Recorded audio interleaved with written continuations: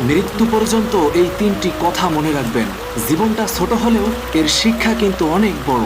আজ এমন তিনটি কথা বলবো যা আপনার মৃত্যুর আগ পর্যন্ত মনে রাখা উচিত। নাম্বার 1, ইচ্ছা করে কাঁদানো। আপনি কষ্ট পাবে জেনেও যে মানুষটি আপনাকে ইচ্ছা করে কাঁদিয়েছে তাকে কোনোদিনও ক্ষমা করবেন না।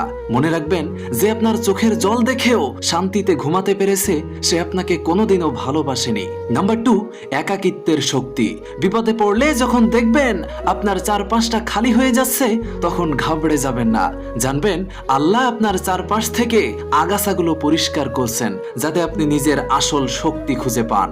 নাম্বার 3, নীরবতা ও সম্মান। কেউ আপনাকে ছোট করলে তার সাথে তর্কে জড়াবেন না। আপনার নীরবতাই হবে তার জন্য সবচাইতে বড় শাস্তি। নিজেকে এমন উচ্চতায় নিয়ে যান যেখানে পৌঁছানোর যোগ্যতা তার কোনোদিনও হবে না। বন্ধু, আপনি কি আজ থেকে নিজেকে নতুন করে ভালোবাসতে প্রস্তুত? যদি উত্তর হ্যাঁ হয়